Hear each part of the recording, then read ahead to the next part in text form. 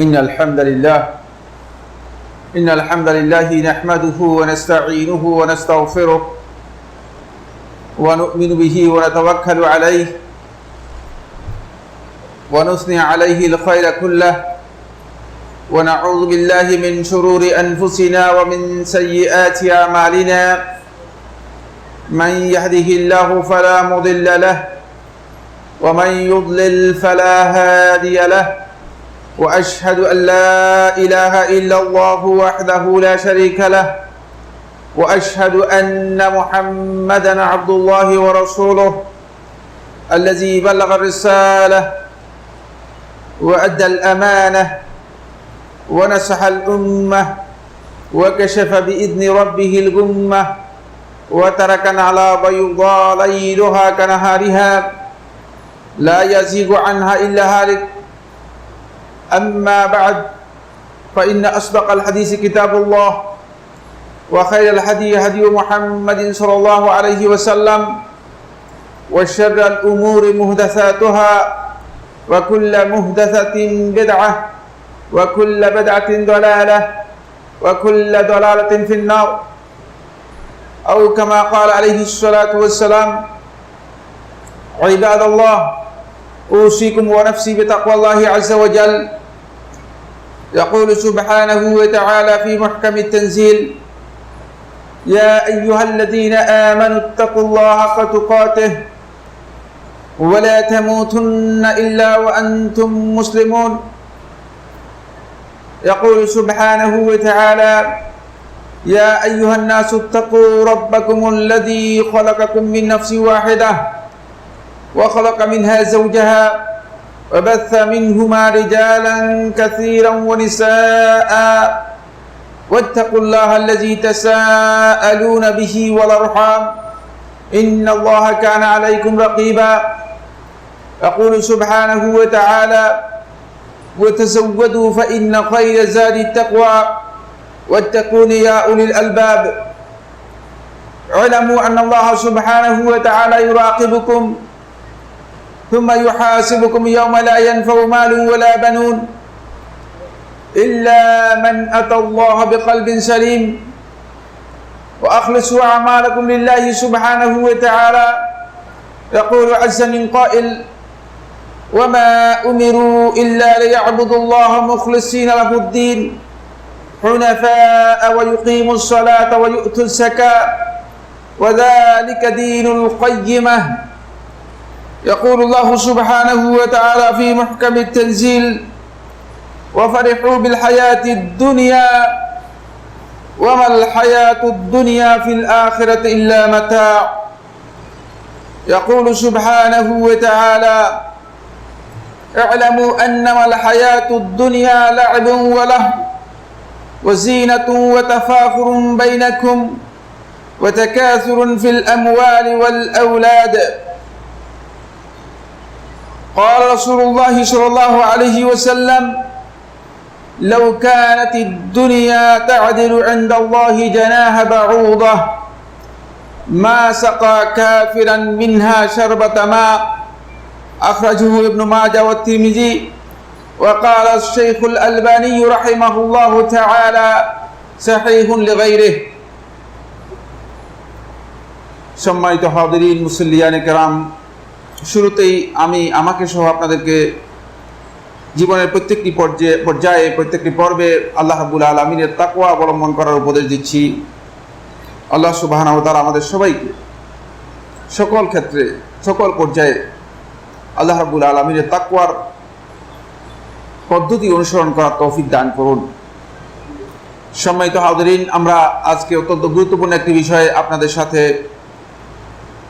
আলোচনা করব, শেয়ার করব। সেই বিষয়টি হচ্ছে কিভাবে অন্তরের যেই ময়লা আবর্জনা রয়েছে সেগুলোকে আমরা দূর করতে পারি, এর উপায় কি। এই বিষয়টি অত্যন্ত গুরুত্বপূর্ণ। ইনশাআল্লাহ তাআলা আমরা চেষ্টা করব আজকের এই আলোচনায় কিছু শেয়ার করার জন্য, এবং পরবর্তী জুমায় হয়তো আমরা বাকি অংশটুকু ইনশাআল্লাহ তাআলা শেয়ার করব। আল্লাহ রাব্বুল আলামিনের কাছে তৌফিক কামনা করি আল্লাহ সুবহানাহু ওয়া তাআলা যেন আমাদেরকে যে কথাগুলো আমরা আলোচনা করব সেগুলো নিজেদেরকে আমল করার জন্য আল্লাহ সুবহানাহু ওয়া তাআলা তৌফিক দান করেন। সম্মানিত মুসল্লিয়ান কেরাম, এর আগে আমি দুটি বিষয়ে দৃষ্টি আকর্ষণ করব। এই দুটি বিষয় অত্যন্ত গুরুত্বপূর্ণ হওয়ার কারণে আজকের খুতবার মধ্যে আমরা আপনাদের দৃষ্টি আকর্ষণ করতে চাই। একটি জাতীয় ইস্যুতে আমি একটু দৃষ্টি আকর্ষণ করব, আর একটি আন্তর্জাতিক ইস্যুতে দৃষ্টি আকর্ষণ করব, এবং খুব ইম্পর্টেন্ট বিষয় হওয়ার কারণে আপনাদের এই বিষয়গুলো দৃষ্টি আকর্ষণ করব। এক্ষেত্রে একটি মূলনীতিও আমি আপনাদেরকে জানিয়ে দিতে চাই। এই মূলনীতি শুধু আমার জন্য বা শুধু সুনির্দিষ্ট ব্যক্তিদের জন্য নয়, গোটা মুসলিম উম্মার যারা এই মিম্বরে দাঁড়িয়ে খুতবা দিবেন তাদের জন্য খুবই ইম্পর্টেন্ট একটি বিষয়, যাতে করে এর মাধ্যমে গোটা মুসলিম উম্মার যারা খতিব রয়েছেন তারা এই বিষয়গুলো সম্পর্কে জেনে নিতে পারেন, এই মূলনীতি সম্পর্কে জানা থাকে তাদের। এই জন্য এই মূলনীতিটি আজকে আপনাদের মাধ্যমে গোটা মুসলিম উম্মাকে শেয়ার করতে চাই। সেটি হচ্ছে এই, যারা এই মিম্বরে দাঁড়াবেন, এই খতিব হিসেবে দাঁড়াবেন, তাদের এমন কোনো বিষয় নিয়ে আলোচনা করা অসঙ্গত, অবৈধ, অনুচিত, যেগুলো প্রচলিত রাজনীতির সাথে জড়িত, রাজনৈতিক বিষয় নিয়ে আলোচনা করা জুমার খতিবদের জন্য, জুমার খুতবার জন্য, মসজিদের জন্য অপ্রাসঙ্গিক। এটি জেনে নিতে হবে। এটি ইসলামের দৃষ্টিভঙ্গির পরিপন্থী। কারণ এই যে প্ল্যাটফর্ম, এই যে মিম্বর, এটি হচ্ছে ইবাদতের স্থান, এটি হচ্ছে মিম্বরুল জিকিরের স্থান। সুতরাং এখানে আল্লাহর বান্দাদেরকে আপনি উপদেশ দিবেন, নসিহত করবেন, যেগুলো তাদের হিদায়াতের জন্য প্রয়োজন সেগুলো। শুধুমাত্র খতিবগণ হিদায়াতের মৌলিক যে বিষয়গুলো রয়েছে সেগুলো নিয়ে আলোচনা করবেন, আর এমন বিষয়গুলো নিয়ে আলোচনা করবেন যেগুলো ঈমানদার আল্লাহর বান্দা মুসলিমদের জন্য তাদের ঈমানের সাথে সম্পৃক্ত, তাদের আমলের সাথে সম্পৃক্ত, তাদের হিদায়াতের সাথে সম্পৃক্ত, মুসলিম উম্মার মাসলাহাতের সাথে সম্পৃক্ত। এই বিষয়গুলো নিয়ে আলোচনা করবেন। এমন কোনো রাজনৈতিক ইস্যু নিয়ে আলোচনা করবেন না যেগুলো হীন রাজনৈতিক স্বার্থ চরিতার্থ করার জন্য, দলীয় কোন্দল সৃষ্টি করার জন্য। তাহলে এই সুন্দর যেই নবী যে মিম্বর রয়েছে, নবী সাল্লাল্লাহু আলাইহি ওয়াসাল্লামের যে মিম্বর রয়েছে, এই মসজিদের এই ইবাদতের স্থানকে কলুষিত করে দেবেন। এটি জায়েজ দিক, এটা খেয়াল রাখতে হবে। এই ধরনের বিষয় বক্তব্য দেওয়া জায়েজ দিক। কিন্তু আমাদের অনেক খতিব রয়েছেন, অনেক আলোচক রয়েছেন, যখনই মসজিদে দাঁড়ান তখনই তিনি এমন একটা ইস্যু নিয়ে আসেন যে ইস্যু নিয়ে হট কেকের মতো আলোচনা করলে লোকদের কাছে একটু ভাইরাল হওয়া যাবে, ফলে এই ধরনের কথা বলে থাকেন। খবরদার, এটি কিন্তু হারাম, জায়েজ। কিন্তু মুসলিম উম্মার স্বার্থের সাথে সম্পৃক্ত হলে সেই বিষয়গুলো আপনাকে অবশ্যই সতর্কতার সাথে অবশ্যই দৃষ্টি আকর্ষণ করতে হবে। তখন ফরজে আইন হয়ে যাবে।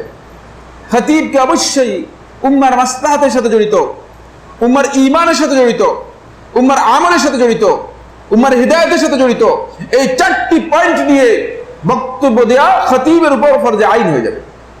কিন্তু যখন যদি এটা এমন বিষয় হয়ে থাকে, এই মৌলিক বিষয়কে সামনে রেখে আমি দুইটি বিষয় আপনাদের সাথে আজকে শেয়ার করতে চাই। এক নম্বর যে পয়েন্টটি, সেটা হলো আন্তর্জাতিক ইস্যুতে আমার বন্ধুগণ, ইতিমধ্যে আমরা বিভিন্ন মিডিয়ার মাধ্যমে আমরা জানতে পেরেছি যে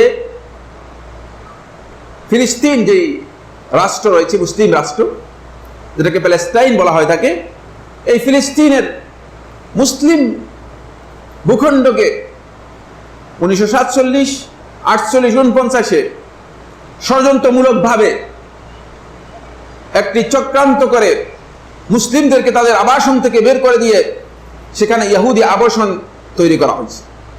একটি ইহুদি অবৈধ রাষ্ট্র কায়েম করা হয়েছে, যার নাম দেওয়া হয়েছে ইসরায়েল।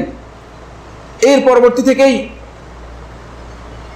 যারা মুসলিমদের দুশ্মন, ইসলামের দুশ্মন, আল্লাহ এবং তার রাসূলের দুশ্মন, তারা বিভিন্ন ষড়যন্ত্র করে মুসলমানদের উপর, আজকে একদিন দুই দিন নয়, 1947-এর কথা বলছি, সে 1947 সাল থেকে আরম্ভ করে আজকের দিন পর্যন্ত মুসলিমদেরকে, মুসলিম শিশু, নারী, শিশু, বৃদ্ধ, সাধারণ মানুষদেরকে নির্বিচারে হত্যা করছে। এর জন্য কোনো ধরনের উচ্চবাচ্য করার ক্ষমতা পর্যন্ত মুসলমানদের নেই। দুর্ভাগ্যের বিষয়। এটি মুসলমানদের একটি গুরুত্বপূর্ণ ঈমানের দাবি। সেটা হচ্ছে এই, আমরা জানি মসজিদুল আকসা আল্লাহ রাসূল সাল্লাল্লাহু আলাইহি ওয়াসাল্লামের উরাল কিবলাতাইন, দুই কিবলার প্রথম কিবলা, যেদিকে রাসূলুল্লাহ সাল্লাল্লাহু আলাইহি ওয়াসাল্লাম সালাত আদায় করেছেন। রাসূলুল্লাহ সাল্লাল্লাহু আলাইহি ওয়াসাল্লাম মুখ দিয়ে কিবলামুখী হয়ে মসজিদ আকসার দিকে সালাত আদায় করেছেন। আরো জানি আমরা আল্লাহ সুবহানাহু ওয়া তাআলা কোরআনে কারীমের মধ্যে বলেছেন, সুবহানাল্লাযী আসরা বিআবদিহি লাইলাম মিনাল মাসজিদিল হারাম ইলাল মসজিদিল আকসা। এই মসজিদে আকসা পর্যন্ত আল্লাহ সুবহানাহু ওয়া তাআলা আল্লাহ রাসূল সাল্লাল্লাহু আলাইহি ওয়াসাল্লামকে রাত্রিকালীন ভ্রমণ করিয়েছেন। রাসূলুল্লাহ সাল্লাল্লাহু আলাইহি ওয়াসাল্লাম মসজিদে আকসায় গিয়েছিলেন। এই মসজিদে আকসায় মুসলমানদেরকে ইবাদত করতে পর্যন্ত দেওয়া হচ্ছে না, সালাত আদায় করতে দেওয়া হচ্ছে না, নির্বিচারে গুলি করে হত্যা করা হচ্ছে। সালাত আদায় করতে যদি কেউ আসে, নিরীহ মুসলিম মুসল্লি ইবাদত করতে আসে, তাকে হত্যা করা হচ্ছে। এভাবে মুসলমানদেরকে বিভিন্নভাবে অত্যাচার করা হচ্ছিল।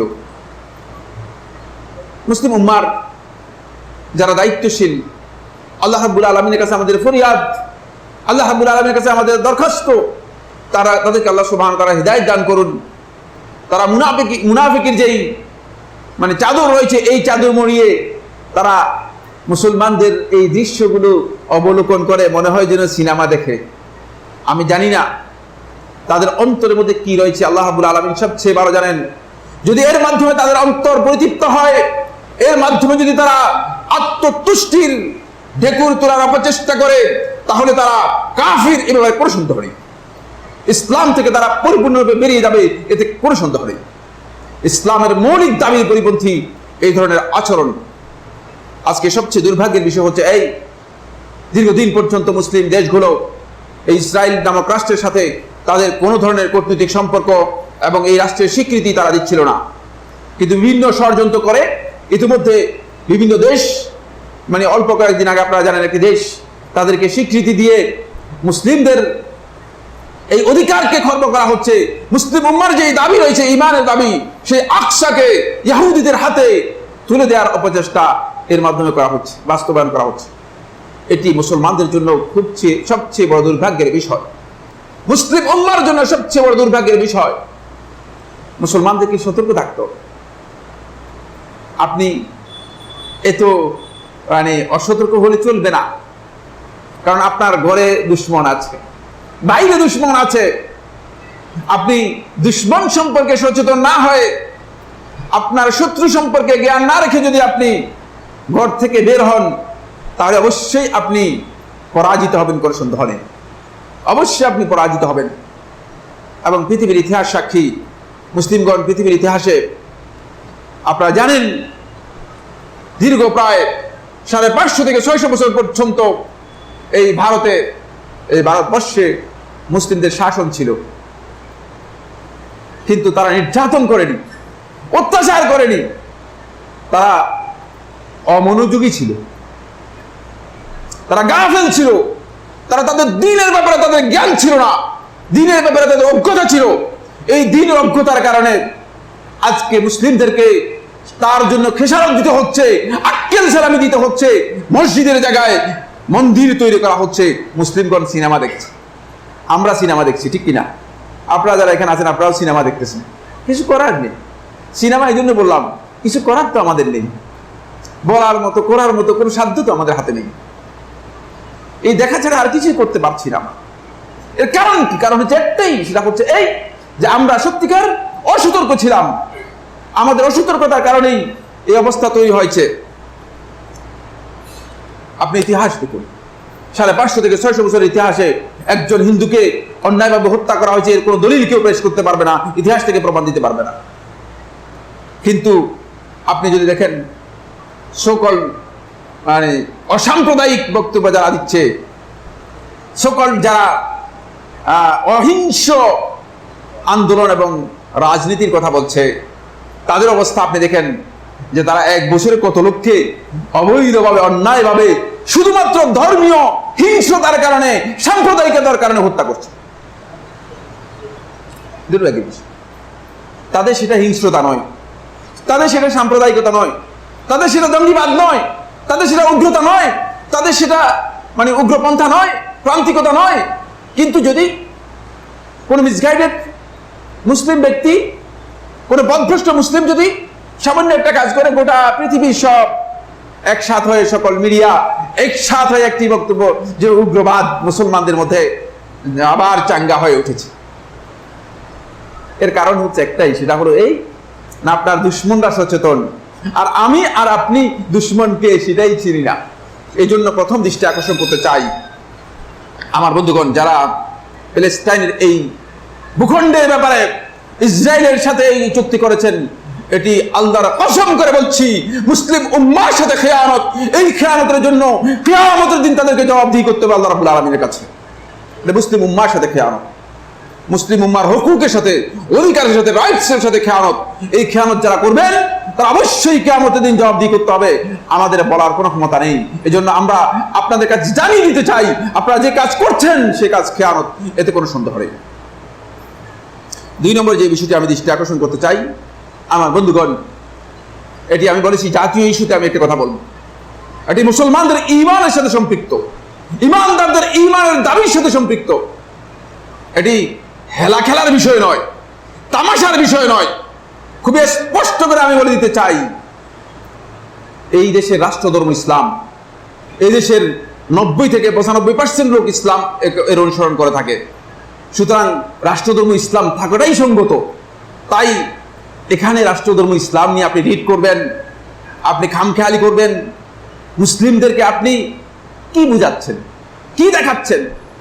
আমি স্পষ্ট করে কথা বলতে চাই, রাষ্ট্রধর্ম ইসলাম এটি আসলে এমন কোনো ইসলাম হলে যে ইসলাম প্রতিষ্ঠা হয়ে গিয়েছে, ইসলামের দিন বাস্তবায়ন হয়ে গেছে, ব্যাপারটা এমন নয়। এটা শুধুমাত্র একটা টার্ম, একটা পরিভাষা, অথবা একটা ক্লোজ, একটা ধারা।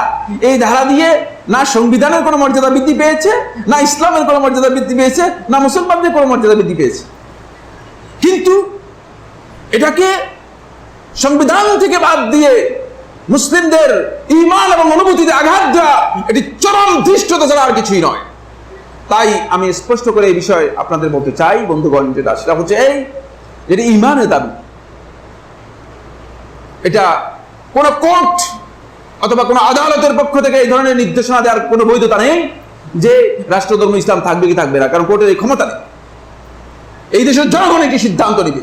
যদি এমন হয় তাহলে গোটা বাংলাদেশের মুসলিম জনগণ তাদের অধিকারের মাধ্যমে, তাদের ভোটের মাধ্যমে এটি প্রমাণ করবে যে এই দেশের রাষ্ট্রধর্ম তারা ইসলাম কি চায় কি চায় না। যদি মুসলমানগণ না চায় তাহলে এই মুসলমানদের রাষ্ট্রধর্ম ইসলামের প্রয়োজন নেই।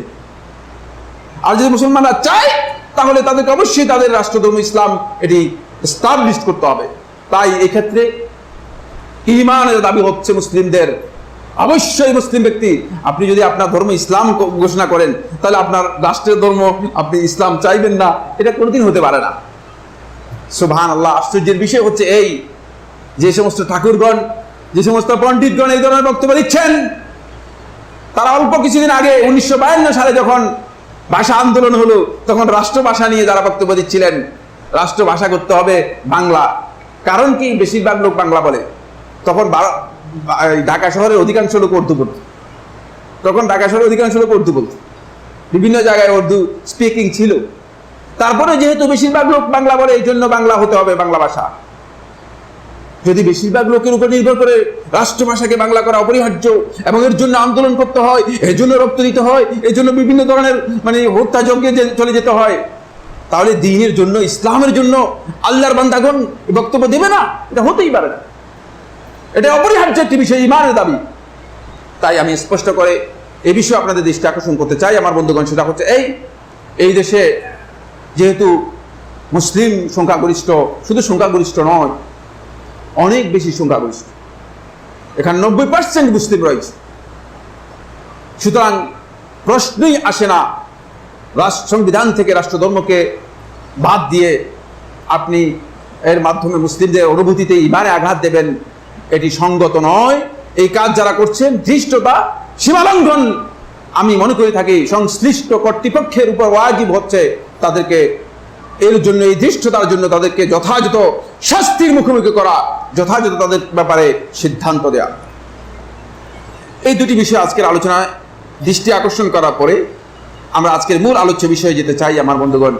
আমি আগেই বলেছি আজকে আমরা যে বিষয়টি নিয়ে আলোচনা করব সেটি অত্যন্ত গুরুত্বপূর্ণ। সেই বিষয়টি হচ্ছে অন্তরের ময়লা আবর্জনা কিভাবে দূর করবেন? আপনি যদি আপনার শরীরের মধ্যে কোনো কারণে নাজাসাত, নাপাকি অথবা ময়লা লেগে যায়, তাহলে আপনি পানি দিয়ে ধুয়ে পরিষ্কার করে নিতে পারেন, খুবই সহজ কথা। কাপড়ের মধ্যে লেগে গেলেও কাপড় ধুয়ে নিতে পারেন। কিন্তু অন্তরের মধ্যে যদি আপনার আবর্জনা লেগে যায়, ময়লা লেগে যায়, ডাস্ট লেগে যায়, এটাকে কিভাবে পরিষ্কার করবেন? এই পরিষ্কার করার পদ্ধতিটা কি হবে? না, অন্তর তো আপনি বের করে পরিষ্কার করতে পারেন না। এই বিষয়টি অত্যন্ত গুরুত্বপূর্ণ আমার বন্ধুগণ। তাই এই আলোচনাটাকে আমি 3টি ভাগে ভাগ করেছি। প্রথম যে ভাগটি আমার বন্ধুগণ, সেটা হচ্ছে আগে আমাদেরকে জানতে হবে যে অন্তরের ময়লা আবর্জনা কোনটি। কারণ আপনি তো কাপড়ের মধ্যে যদি ময়লা লেগে যায়, তাহলে তো আপনি দেখলেই বুঝতে পারেন যে ময়লা। আর রাস্তায় আসার সময় যখন পায়ের মধ্যে কাদা লেগে গিয়েছে, আপনি দেখলেই তো বুঝতে পারবেন চোখ দিয়ে এটা কাদা। তা আপনার অন্তরের মধ্যে ময়লা কোনটা, মানে এই আবর্জনা কোনগুলো, সেই আবর্জনাগুলোকে আগে কি করতে হবে? আমাকে আপনাকে সেগুলোকে চিহ্নিত করতে হবে, সেগুলো জানতে হবে, সেগুলো সম্পর্কে জ্ঞান নিতে হবে। তারপরে যে পয়েন্টটি, সেটা হচ্ছে এই আবর্জনাগুলো আমাদের অন্তরের মধ্যে কি কি ক্ষতি করে, এই বিষয়গুলো জানতে হবে। তারপরে আমরা এই আবর্জনাগুলো কিভাবে দূর করব, কোন কোন পদ্ধতি অনুসরণ করলে এগুলো দূর করব, সেই বিষয়টি আমরা আলোচনা করব। তাহলে বুঝতেই পেরেছেন যে আলোচনাটি একটি দীর্ঘ আলোচনা। আমরা আজকে যথাসম্ভব যতটুকু সম্ভব ততটুকু চেষ্টা করব আপনাদের সামনে শেয়ার করার জন্য। ইনশাআল্লাহ তাআলা এই বিষয়ে আবার আগামী খুতবার মধ্যে আমি বাকি অংশটুকুকে শেয়ার করব। আল্লাহ সুবহানাহু ওয়া তাআলা যদি আমাদেরকে জীবিত রাখেন এবং তৌফিক দান করেন। সম্মানিত হাজিরিন, মুসল্লিয়ানে কেরাম, প্রথম যে পয়েন্টটি আমি আপনাদের সামনে কথা বলতে চাই, সেটা হচ্ছে এই অন্তরের যেই ময়লা এবং আবর্জনা রয়েছে, এর মধ্যে আবার অন্তরের কিছু রোগ আছে, ব্যাধি আছে, সেগুলোর মধ্যে বিশাল পার্থক্য রয়েছে। একটা হচ্ছে আমরাদুল কুলুব, অন্তরের ব্যাধি, অন্তরের ডিজিজ, অন্তরের রোগ ব্যাধি। অন্তরের যে রোগ ব্যাধিগুলো রয়েছে সেগুলো অন্য একটি পয়েন্ট, এগুলোর সাথে এই বিষয়গুলো সম্পর্ক নেই। এগুলোকে বলা হয় থাকে আদরানুল কুলুব, এগুলোকে পরিভাষায় বলা হয় থাকে আদরানুল কুলুব, কেউ কেউ আউজারুল কুলুব বলেছেন। এগুলো হচ্ছে অন্তরের মধ্যে আপনার একটা বোঝা, অন্তরের মধ্যে আপনার একটা ময়লা তৈরি হয়, যেগুলো আপনার অন্তরটাকে অসুস্থ করতে, আপনার অন্তরকে বিভিন্ন দিক থেকে আপনার অন্তরের উপর প্রভাব বিস্তার করতে যেগুলো সহযোগিতা করে। কিন্তু অন্তরের রোগ যেগুলো আছে, সেই রোগগুলো নিয়ে আমি আলোচনা করব না। দুইয়ের মধ্যে পার্থক্য হচ্ছে এই অন্তরের রোগগুলো সরাসরি ব্যাধি, এগুলো আলাদা ট্রিটমেন্ট, এগুলো আলাদা একটি সেপ্টার, আলাদা একটি বিষয় রয়েছে। কিন্তু এই আউজারগুলো বা এই আদরানগুলো, এই যে অন্তরের ময়লাগুলো, আবর্জনাগুলো, এগুলো অন্তরকে কলুষিত করে, অন্তরকে কালিমাযুক্ত করে দেয়। ফলে আপনার অন্তরের মধ্যে ভালো জিনিসগুলো খুব ভালো লাগে না।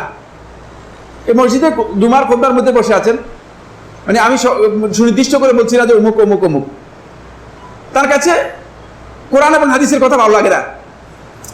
এই হুজুর এতক্ষণ পর্যন্ত কেন বক বক বক বক করে, ভালো লাগে না।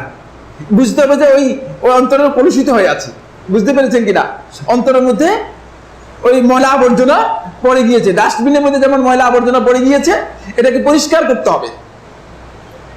যেমন আপনার পানির যে টাঙ্কি রয়েছে ঘরের মধ্যে, এই টাঙ্কির মধ্যে পানি দীর্ঘদিন থাকতে থাকতে পানির মধ্যে একটা ময়লা জমে যায়।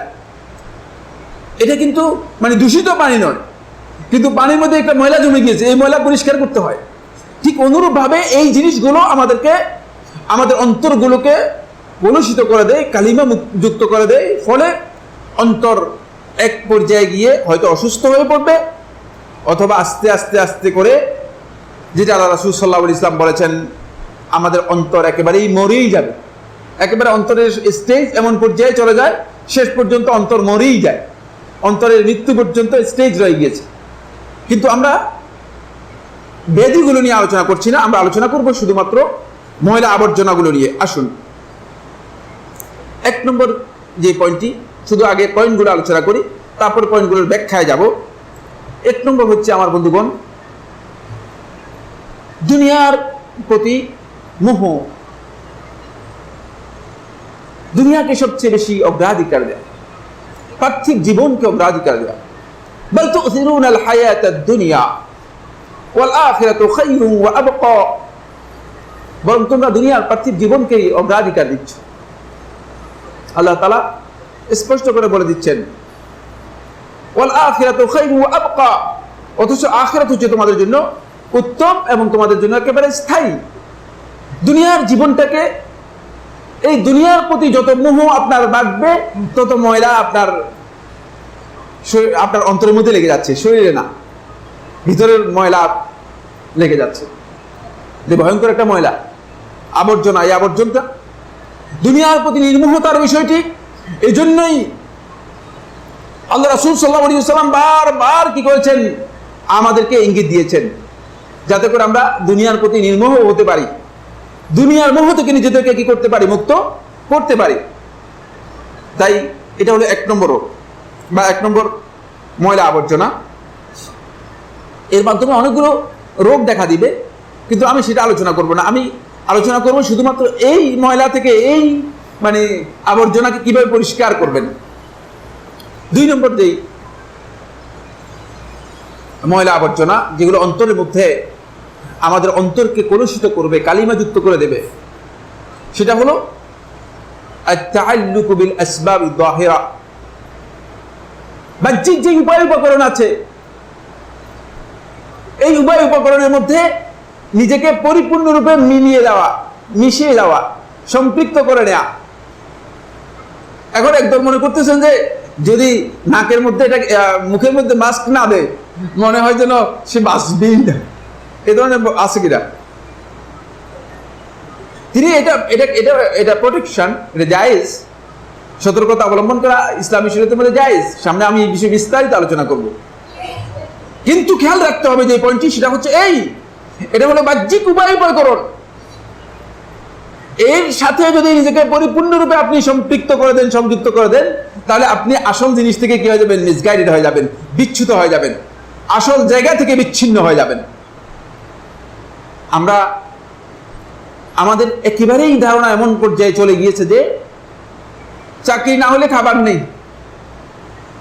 এটা তিনি মনে করেন না যে খাবারের জন্য, আমার রিজিকের জন্য রিজক মাকসুম, বন্টিত একটা ব্যবস্থা রয়েছে, এটা তার ধারণার মধ্যেই নেই।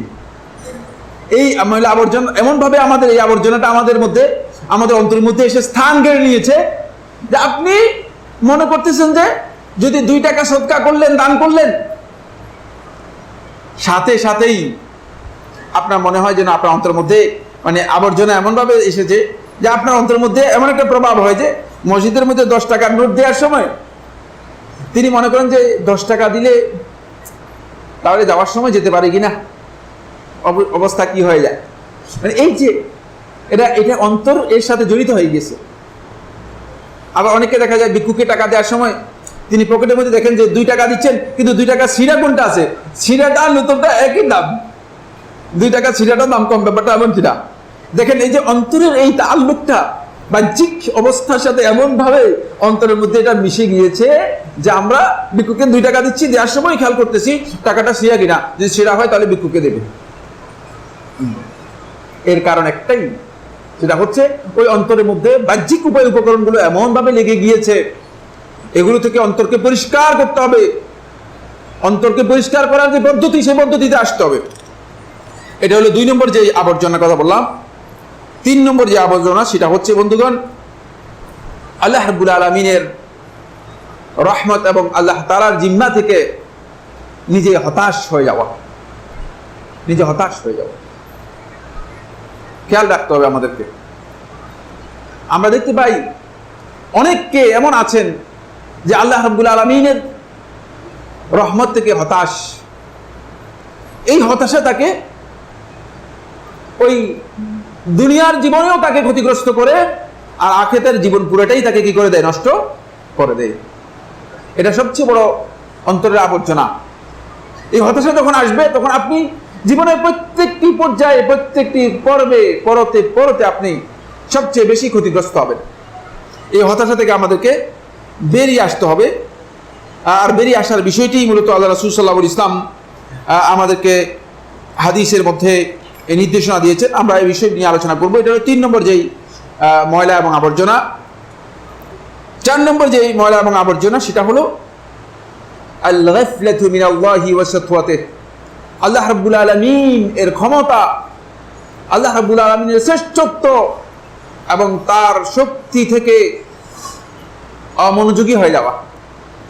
আমি আপনি যখন একেবারে মনে করবে যে না নিরাপদ হয়ে গেছেন, কেউ কিছু করতে পারবে না, আমার এখন বাড়ি আছে, গাড়ি আছে, এই আছে, সেই আছে, ক্ষমতা আছে, দাপট আছে, সব কিছুই তো আমার, কে আমাকে কি করতে পারবে? এই যে গাফলা, এই যে অমনোযোগী হয়ে যাওয়া, এই যে গাফেল হয়ে যাওয়া,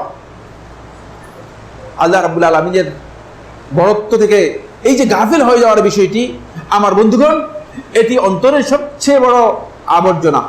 এটাকে আল্লাহ সুবহানাহু ওয়া তাআলা পছন্দ করেননি। আল্লাহ রাব্বুল আলামিন এখান থেকে আমাদেরকে দূরে থাকতে বলেছেন। শুধু এখান থেকে দূরে থাকতে বলছেন তা নয়, আমরা সামনে আলোচনা করব। বরং এই ধরনের ব্যক্তি যাদের অন্তর গাফিল হয়ে গিয়েছে, মানে যারা এই গাফিল অন্তর নিয়ে জীবনযাপন করছে, তাদের সাথে উঠা বসা করতে নিষেধ করেছেন, তাদের কাছে যেতে নিষেধ করেছেন। কারণ তারা আপনাকে কি করবে? ভাইরাসের মতো। মানে আপনাকে এখন এই যে দূরে দূরে থাকেন, 3 ফুট দূরে থাকেন, কেন? কারণ ওই ভাইরাসের কারণে আপনি ভয় পাচ্ছেন। এটা এই ধরনের ভাইরাস, 3 ফুট নয়, 100 ফুট দূরে থাকতে হবে। এই ধরনের লোক থেকে 100 ফুট সামনে আমরা আলোচনা করব, কতটুকু দূরে থাকবেন আল্লাহ সুবহানাহু ওয়া তাআলা কোরআনের মধ্যে বলেছেন। এটা হলো 4 নম্বর পয়েন্ট। এরপরে 5 নম্বর যে পয়েন্টটি আমার বন্ধুগণ, সেটি হচ্ছে 5 নম্বর যে পয়েন্টটা আমরা আলোচনা করব, আল ফুদুলু মিনাল কালামি ওয়াত তাআমি ওয়াশ শারাব। কথা, খাবার, পানাহার, এগুলোর মধ্যে অতিরিক্ত, এগুলো আপনার অন্তরকে আবর্জনায় ভরপুর করে দেয়। অনেক কথা বলা উচিত নয়। আমাদের মনে হচ্ছে যেন কথা না বললে আমি হারিয়ে গেলাম। যখন কোথাও মানে আমাদের মধ্যে মানে প্রবণতা এমন, যেমন কোনো একটা স্পেসে যখন আপনি বসলেন, আপনি মানে আদব শৃঙ্খলা হচ্ছে যখন কোনো মুরব্বী কথা বলবে, যখন কোনো বয়স্ক ব্যক্তি কথা বলবে, তখন শুনবেন, আপনাকে যদি কোনো বিষয়ে প্রশ্ন করে উত্তর দিবেন। কিন্তু না, আমাদের বাস্তবতা হচ্ছে এই যে আমি মনে করে থাকি যে যদি এখানে আমি কথা বলতে পারি তাহলে আমার মর্যাদা বেড়ে গেল, আমার নিজের ওয়েট বাড়লো, ওজন বেড়ে গেল। কথা আল্লাহ রাব্বুল আলামিন আপনাকে অনুমতি দিয়ে দিয়েছে, কিন্তু আল্লাহ রাব্বুল আলামিন কথা বলার জন্য একটা সীমারেখা দেয়া আছে। অতিরিক্ত কথা বলার মধ্যে কোনো ফায়দা নেই। অতিরিক্ত খাবার, পানাহার, এগুলোর মধ্যে অন্তর ক্ষতিগ্রস্ত হয়। এটা অন্তরের ময়লা।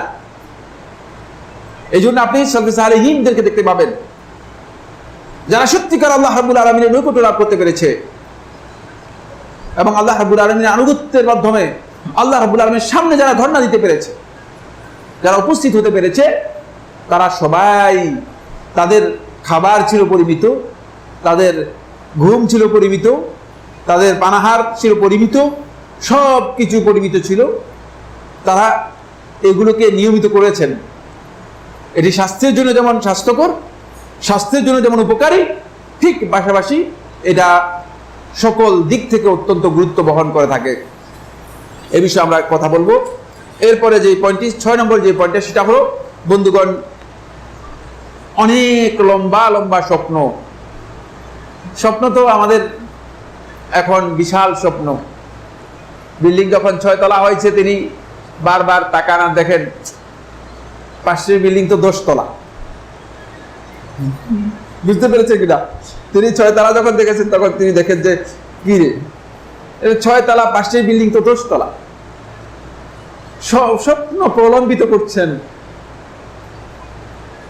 কিন্তু আপনি আপনার ওই লিমিটেশনকে, আপনার যে বাউন্ডারি আছে, এই বাউন্ডারিকে কোনোদিন আপনি কি করতে পারবেন? এক্সিড করতে পারবেন না। স্বপ্নকে আপনি যতই বৃদ্ধি করেন না কেন, এই স্বপ্ন যেগুলো আপনি মানে ঘুমে যাওয়ার আগেই চোখ খুলে দেখতেছেন, এই লাল নীল স্বপ্ন যেগুলো আছে, এগুলো থেকে বেরিয়ে আসতে না পারলে অন্তরকে পরিচ্ছন্ন করতে পারবেন না, অন্তর পবিত্র হবে না, অন্তর পরিষ্কার হবে না। এত স্বপ্নের প্রয়োজন নেই। কি নিয়ে স্বপ্ন করছেন? যে ব্যক্তি ঘুমিয়ে যাওয়ার পরে জানেন না এই ঘুম থেকে আর আপনি একবারের জন্য জাগবেন কিনা, কেউ জানেন। রাস্তায় বের হওয়ার পর আপনি জানেন না আদৌ আপনি আপনার ঘর পর্যন্ত আবার প্রত্যাবর্তন করে আসতে পারবেন কিনা, জানেন না। যানবাহনে ওঠার পর আপনি জানেন না এই যানবাহনে আপনি আদৌ মানে আপনার গন্তব্যে পৌঁছতে পারবেন কিনা, যে গন্তব্যের উদ্দেশ্যে আপনি রওনা করেছেন। আর তিনি এত লম্বা লম্বা স্বপ্ন তিনি মানে অঙ্কন করতেছেন। কেন এই স্বপ্ন? এর কারণ হচ্ছে তিনি আসলে বুঝতে পারেন নাই তার অন্তরের মধ্যে এটা বড় ধরনের একটা ময়লা তার অন্তরের মধ্যে লেগে গিয়েছে। আসুন এবার সময়ে এদিকে লক্ষ্য রেখে আমরা প্রথম পয়েন্টে আসি। আমার বন্ধুগণ, প্রথম যে পয়েন্টটি আমরা আলোচনা করেছি সেটা হচ্ছে পার্থিব জীবনের মোহ। বন্ধুগণ, দুনিয়ার এই জীবনের প্রতি একটা টান, একটা ভালোবাসা মানুষের অপরিহার্য। এটা সৃষ্টিগত আল্লাহর পক্ষ থেকেই। আল্লাহ সুবহানাহু ওয়া তাআলা কোরআনে কারীমের মধ্যে বলেছেন, ওয়া উহদিরাতিল আনফুসুশ শুহ। আর এই মানুষদেরকে আল্লাহ রাব্বুল আলামিন সৃষ্টি করেছেন এভাবে যে মানুষের মধ্যে মানে একটা লালসা, একটা লোভ, একটা টান এই দুনিয়ার প্রতি দিয়েই তৈরি করেছেন। সুতরাং অতিরিক্ত আর ঢুকানোর প্রয়োজন নেই। মানে এর থেকে আর যা দিয়েছে, যা দেয়া আছে এতটুকুর মধ্যে সীমাবদ্ধ থাকেন। এর মধ্যে কি থাকেন? সীমাবদ্ধ থাকেন। এর থেকে অতিরিক্ত ঢুকানোর প্রয়োজন নেই। আমরা মানে এর চেয়ে অতিরিক্ত ঢুকানোর জন্য চেষ্টা করি, ফলে অতিরিক্ত ঢুকাতে গিয়ে আমরা কয়েকটি জিনিস আমাদের হারিয়ে যায়। একটি জিনিস হারিয়ে যায়, যেটা সেটা হলো আমরা অনেকেই আখিরাতের বিনিময়ে দুনিয়াটাকে অগ্রাধিকার জন্য চেষ্টা করি, ফলে আখিরাতটা পুরোটাই আমার কন্ড হয়ে যায়। যারা এই কাজ করে থাকেন তারা সবচেয়ে বেশি ক্ষতিগ্রস্ত। যারা এই কাজ করে থাকেন তারা সবচেয়ে বেশি ক্ষতিগ্রস্ত। খেয়াল রাখতে হবে আপনি যে দুনিয়াতে এখানে যে অবস্থান আপনার রয়েছে, এই অবস্থানটা আপনার কেমন, সেই মওকিফটা কেমন হবে, দুনিয়ার প্রতি আপনার কতটুকু টান থাকতে হবে, কতটুকু টান থেকে আপনি দুনিয়া থেকে বেরিয়ে আসতে হবে, কতটুকু আপনি নির্মোহ হবেন, সেটা আপনার খেয়াল রাখতে হবে। আমার বন্ধুগণ, ফলে নবী সাল্লাল্লাহু আলাইহি ওয়াসাল্লাম একাধিক হাদিসের মধ্যে এই বিষয় সম্পর্কে আমাদেরকে ধারণা দিয়েছেন। দুনিয়ার ব্যাপারে নবী সাল্লাল্লাহু আলাইহি ওয়াসাল্লাম আগে কনসেপ্ট আমাদের ঠিক করতে বলেছেন। এই দুটি হাদিস আপনাদেরকে পড়ে শোনাতে চাই। এক নম্বর যে হাদিসটি, এই হাদিসটি ইমাম ইবনে মাজাহ তার সুনানের মধ্যে বর্ণনা করেছেন, ইমাম তিরমিজি বর্ণনা করেছেন সুনানের মধ্যে। শেখ নাসরুদ্দিন আলবানী রাহমাতুল্লাহ হাদিসটিকে সহিহ গায়রিহি বলেছেন। রাসূলুল্লাহ সাল্লাল্লাহু আলাইহি ওয়াসাল্লাম ইরশাদ করেন, লাউ কানাতিদ দুনিয়া তা'দিলু ইনদাল্লাহি জানাহা বাউদা। যদি এই দুনিয়াটা, দুনিয়ার এই চাকচিক্য যা আছে, সৌন্দর্য যা কিছু আছে, সবটাই লাউ কানাতিদ দুনিয়া, এই গোটা দুনিয়াটাই তা'দিলু ইনদাল্লাহ, আল্লাহ রাব্বুল আলামিনের কাছে জানাহা বাউদা, একটা মশার একটা ডানার যদি এর মূল্য হতো, মানে মর্যাদা যদি আল্লাহ তাআলার কাছে এরকম একটা ডানা, মশার ডানার মতো মর্যাদা হতো, গ্রহণ করত, তাহলে মা সাকা কাফিরান মিনহা শারবাতা মা, আল্লাহ রাব্বুল আলামিন একজন কাফিরকে মানে এক মানে পেয়ালা সামান্যতম পানিও তাকে পান করতে দিত না, এক ফোঁটা পানিও পান করতে দিত না। কাফেরদের জন্য আর কিছুই থাকতো। এটার এত গুরুত্ব আল্লাহ তাআলার কাছে নেই যত গুরুত্ব আমরা দিচ্ছি। আপনারা বলে সাইফুল্লাহ ভাই, বিষয়টা তো বুঝতে পারলাম না, এত মর্যাদার দুনিয়া, এত চাকচিক্য, এত আরাম আয়েশ, আর আপনি বলতেছেন যে এটা আল্লাহ তাআলার কাছে একটা মশার একটা ডানারও মানে মূল্য রাখে না। কিভাবে বলছে? এটা একটা মানে আপনাদের কাছে অবান্তর অবান্তর মনে হচ্ছে না ব্যাপারটা? এটাই স্বাভাবিক, এটাই কমন সেন্স বলে। কিন্তু আমার আসল জিনিস জানা নেই, এই জন্য, কারণ গন্তব্যের আপনার যে গন্তব্য রয়েছে সেই গন্তব্যের পরিধি যদি জানতেন, গন্তব্যের জ্ঞান যদি থাকতো, তাহলে এই প্রশ্ন আপনার কাছে আসতো না, আমার কাছে এই প্রশ্ন আসতো না। কারণ আমার আল্লাহ সুবহানাহু ওয়া তাআলা সর্বশেষ যে ব্যক্তি জাহান্নাম থেকে কোন রকম করে জাহান্নাম থেকে বেরিয়ে জান্নাতে আসবে, তাকে আমার আল্লাহ রাব্বুল আলামিন এই যে পৃথিবী রয়েছে এই পৃথিবীর সমতুল্য আল্লাহ সুবহানাহু ওয়া তাআলা আরো 10 গুণ পৃথিবীর সমান একটি জান্নাত তাকে দিবেন। এবার বুঝতে পেরেছেন কেন আল্লাহ তাআলার কাছে এর এত বেশি মর্যাদা নেই, কেন আল্লাহ রাব্বুল আলামিনের কাছে এর মর্যাদা নেই? এর কারণ হচ্ছে এখানে আল্লাহ রাব্বুল আলামিন যে গন্তব্যের দিকে আপনাকে আহ্বান করছে, যে গন্তব্যের কথা আল্লাহ সুবহানাহু ওয়া তাআলা আমাদেরকে বলছেন, সেটা হচ্ছে ওই গন্তব্য যে গন্তব্যে আপনি এত বিশাল মর্যাদা পাবেন, যেটা দুনিয়ার সাথে যদি আপনি সামান্যভাবে তুলনা করেন আপনি দেখবেন যে এটা কিছুই না, এর কোনো মর্যাদাই নেই। এটা আপনার কাছে স্পষ্ট হবে।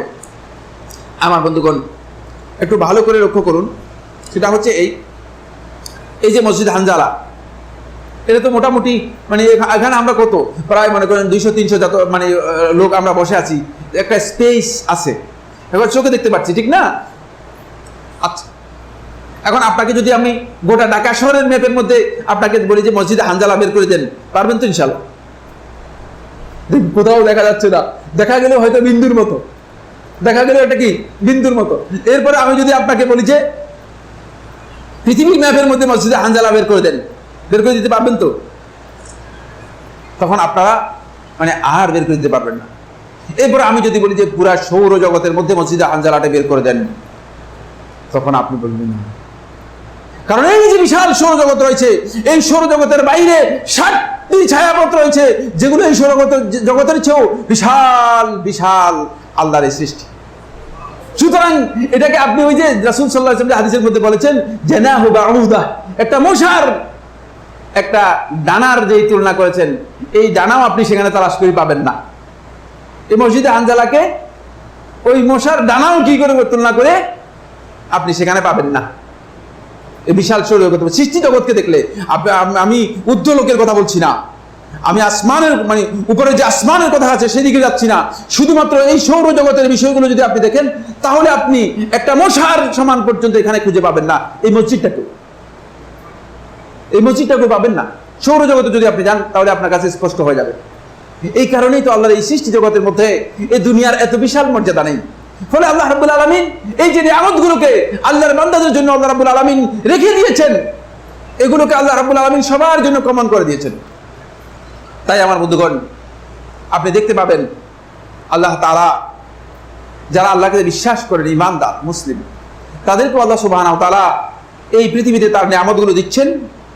আবার যারা বেঈমান কাফের মানে আল্লাহকে অস্বীকার করছে, তাদেরকে কি নিয়ামত দিচ্ছেন কি দিচ্ছেন না? আপনারা কি মনে করেন? জমিনের মধ্যে যখন দান হয়, মুসলমানের জমিনের মধ্যে দান বেশি হয়, পাশে কাফের জমিন তার দান কম হয়, এরকম কেউ দেখছেন কিনা?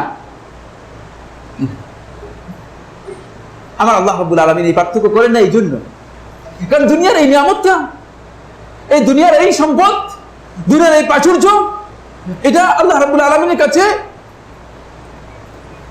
এত ক্ষুদ্র যে, এত সামান্য যে একেবারেই গুরুত্ব দেওয়া হয়নি, সামান্য একটা মশার দানার মতো। আর এটা নিয়ে আমরা আমাদের গোটা জীবনটাকে এর মধ্যে কি করতেছি, ইনভলভ করার জন্য চেষ্টা করতেছি, ভুল কাজ। সুবহানাল্লাহ। আমাদের মা উম্মুল মুমিনিন আয়েশা রাদিয়াল্লাহু তাআলা আনহার কাছে 70,000 দিরহাম এনে তার হাতে দেয়া হলো। আয়েশা রাদিয়াল্লাহু তাআলার কাছে 70,000 দিরহাম আল্লাহ রাসূল সাল্লাল্লাহু আলাইহি ওয়াসাল্লামের মৃত্যুর পরে, মানে তখনকার সময় 70,000 দিরহাম, এখনকার সময় আপনি মনে করেন মানে অন্তপক্ষে $7 কোটি হবে এর মূল্য, মর্যাদা $7 কোটি মর্যাদা হবে। বুঝতে পেরেছেন কিনা? মানে এই ধরনের মানের উম্মুল মুমিনিন আয়েশা রাদিয়াল্লাহু তাআলার কাছে দিয়েছেন মহিলা মানুষ, পুরুষও না, মহিলা মানুষ। মহিলা বললাম এই জন্য কারণ মহিলাদের এই দুনিয়ার প্রতি একটু টান থাকে একটু বেশি, এই জন্য বললাম মহিলা মানুষ। তার মানে উম্মুল মুমিনিন আয়েশা রাদিয়াল্লাহু তাআলার কাছে নিয়ে গেলেন 70,000 দিরহাম। সকাল বেলায় আয়েশা রাদিয়াল্লাহু তাআলার কাছে 70,000 দিরহাম দিয়ে যাওয়া হলো। বিকেল বেলায় আয়েশা রাদিয়াল্লাহু তাআলা আনহাকে বললেন, তার দাসী, তার ঘরে যেই মহিলা কাজ করতেন, ঘরের মধ্যে যে মহিলা কাজ করতেন, আপনি যদি 1 দিরহাম দিয়ে আমাদের জন্য সামান্য একটু রুটির জন্য ব্যবস্থা করতেন। আয়েশা রাদিয়াল্লাহু তাআলা আনহা ভুলে গিয়েছেন যে ঘরের মধ্যে রুটির কোনো ব্যবস্থা নেই, সমস্ত টাকা বিতরণ হয়ে গিয়েছে। মাওকিফ, অবস্থানটি বিবেচনা করার জন্য শুধু বলছি, অনেক দীর্ঘ আলোচনা রয়েছে, সময় শেষ হয়ে গিয়েছে। আমরা বুঝতে হবে যে এই যে অবস্থান, আমার বন্ধুগণ, এই অবস্থানটি বিবেচনা করার জন্য বলছি। 70,000 দিরহাম বিতরণ করে দিয়েছেন, বন্টন করে দিয়েছেন, কিন্তু তিনি জানেন না বিকেল বেলা তার ঘরের মধ্যে আদৌ রুটির ব্যবস্থা আছে কিনা। 1 দিরহাম দিয়ে যদি আপনি আমাদের জন্য রুটির ব্যবস্থা করতেন, এই টাকাগুলো থেকে অন্তপক্ষে 1 দিরহাম তো আমরা মানে নিজেদের জন্য পেতাম, কিন্তু সেটা খেয়াল ছিল না, কারণ এত বেশি গুরুত্ব দেন নেই, এত বেশি গুরুত্ব দেন নেই। আমরা আজকে এটাকে আমাদের মূল টার্গেটে পরিণত করেছি। মূল টার্গেটে পরিণত করার কারণে যেটা হচ্ছে সেটা হলো এই, আমার বন্ধুগণ, দুনিয়ার এই চাকচিক্যের এই জীবনটাকে আমরা যেভাবে আল্লাহ সুবহানাহু ওয়া তাআলা আমাদেরকে গ্রহণ করতে বলেছেন সেভাবে গ্রহণ না করে আমরা এর মাধ্যমে প্রতারিত হচ্ছি। সূরাতুর রা'দের 26 নম্বর আয়াতের মধ্যে আল্লাহ সুবহানাহু ওয়া তাআলা এই কথাই বলেছেন, ওয়া ফারিহু বিল হায়াতিদ দুনিয়া, তারা দুনিয়ার জীবনেই খুশি হয়ে গেছে, আনন্দে মেতে গিয়েছে। বাহ, এখানে গাড়ি পেয়েছে, এখানে নারী পেয়েছে, এখানে অনেক আয়োজন পেয়েছে, অনেক চাকচিক্য রয়েছে, বাড়ি আছে, বাগান আছে, বাগান বাড়ি আছে, তারপরে অনেক কিছু আছে। এটাতেই ওয়াফারিহু বিল হায়াতিদ দুনিয়া, তারা এই দুনিয়ার জীবনেই খুশি হয়ে গেছে। কিন্তু তাদের এই কথাটুকু জানা দরকার ছিল, এই বিষয়টি বিবেচনা করা দরকার ছিল। ওয়ামাল হায়াতুদ দুনিয়া ফিল আখিরাতি ইল্লা মাতা, আখিরাতের তুলনায় এই দুনিয়ার জীবনটি কেবল প্রতারণা ছাড়া আর কিছুই না, প্রতারণা ছাড়া আর কিছুই না। সুবহানাল্লাহ, এই 10 তলা বাড়ি যখন আপনার চোখগুলো বন্ধ হয়ে যাবে, আপনার এই দেহ থেকে যখন রূহটা বেরিয়ে যাবে, এই 10 তলা বাড়ি থেকেই যাবে, আপনাকে হয়তো বাড়িতে উঠানোই হবে না। এরকম আমি নিজের চোখে অনেককে দেখেছি, আমি নিজেও দেখেছি। মারা গিয়েছে, নিচে রাত সকাল বেলায় দাফন করা হবে, নিচে লাশ গ্যারেজের মধ্যে রেখে দিয়েছে। আপনার ঘরে আপনার বিছানায় আর আপনাকে নেওয়া হবে না। কি আপনি চিন্তা করতেছেন? এই নিয়ে আপনার এত বিশাল পরিকল্পনার কারণটা কি? আপনি হয়তো মনে করেছেন যে এর মাধ্যমে বিশাল পরিকল্পনা করে যাচ্ছেন। এই পরিকল্পনা আপনার ভুল পরিকল্পনা। এই মোহ আপনাকে এমন এক দিকে নিয়ে যাচ্ছে যেখান থেকে আপনি আর বেরিয়ে আসতে পারবেন না, যেখানে আপনি আপনার আখিরাতের যে কনসেপ্ট রয়েছে, আখিরাতমুখী জীবনের যে কনসেপ্ট রয়েছে, সেই জীবন আপনি তৈরি করতে পারবেন না। এই জন্য যখন আপনার পকেটের মধ্যে টাকা আসে, এটা আমারও হতে পারে, আপনারও হতে পারে, সবাই মনে একটু ভালো লাগে না, ফুরফুরে ভাব হয়। ভাবটা এমন হয় যে মনে হয় যেন মনটা কেমন কেমন লাগে। মাশাআল্লাহ, টাকা আসলে এরকম একটা ভাব, গরম গরম ভাব। এটা আপনারা মানে হাসলে চলবে না, এটা স্বীকৃত বিষয়, অস্বীকার করলে মানে চলবে না। এটা একেবারে মানে কমন সেন্সের মাধ্যমে বোঝা যায়। এটা এর কারণটা কি? এর কারণটা হচ্ছে এই যে দুনিয়ার প্রতি যে মোহটা, এটা আমাদের অন্তরের মধ্যে এখনো রয়ে গিয়েছে। এটাকে পরিষ্কার করতে পারেনি, এটাকে ধোলাই করতে পারেনি। ইনশাআল্লাহ তাআলা আমরা এই প্রথম পয়েন্টে কিভাবে এটাকে পরিষ্কার করব, এই বিষয়টি আবার আলোচনা করব আগামী খুতবার মধ্যে। কিভাবে দুনিয়ার এই মোহটাকে অন্তর থেকে বের করতে হবে, কোন কোন ওষুধ দিয়ে, কোন কোন মানে ওষুধ ব্যবহার করে এটাকে এখান থেকে বেরিয়ে আসতে হবে। কিভাবে সাহাবায়ে কেরামগণ বেরিয়ে আসতে পেরেছেন, কিভাবে বেরিয়ে আসতে পেরেছেন? আল্লাহ রাসূল সাল্লাল্লাহু আলাইহি ওয়াসাল্লাম সাহাবায়ে কেরামগণ কিভাবে বেরিয়ে আসতে পেরেছেন? ওসমান ইবনে আফফান রাদিয়াল্লাহু তাআলা আনহু তার সম্পদের বিশাল অংশ আল্লাহ রাসূল সাল্লাল্লাহু আলাইহি ওয়াসাল্লামের হাতে তুলে দিয়েছেন। আবু বকর ওমর ইবনে খাত্তাব রাদিয়াল্লাহু তাআলা আনহু তার সম্পদের একটি বিশাল অংশ, অর্ধেক অংশ হিসাব করে পুরোটাই আল্লাহ রাসূল সাল্লাল্লাহু আলাইহি ওয়াসাল্লামের হাতে তুলে দিলেন। আর আবু বকর রাদিয়াল্লাহু তাআলা আনহু যা ছিল ঘরের মধ্যে সবটাই এনে আল্লাহ রাসূল সাল্লাল্লাহু আলাইহি ওয়াসাল্লামের সামনে তুলে ধরতে পেরেছেন। কিভাবে সম্ভব হয়েছে সেটা আমাদেরকে একটু জানতে হবে। আমার বন্ধুগণ, এটি না জানার কারণেই আমরা মনে করেছি যে এই দুনিয়ার যা পাওনা আছে এটাকে আগে হাতিয়ে নেওয়া দরকার। হাতি নেবেন কোথায়? নেওয়ার জায়গা তো আপনার কাছে নেই, আপনার তো পকেট নেই, আপনার তো নেওয়ার কোনো ব্যবস্থাই নেই। এই কাজটিকে আপনি বুঝতে পারেননি। আল্লাহ সুবহানাহু ওয়া তাআলা আমাদের সবাইকে বিষয়গুলো উপলব্ধি করার তৌফিক দান করুন। আকুলু কওলি হাযা লি ওয়া লাকুম ফাস্তাগফিরুল্লাহ লি ওয়া লাকুম ফাস্তাগফিরুহু ইন্নাহু হুয়াল গফুরুর রহিম। লা তাহজান 24 media।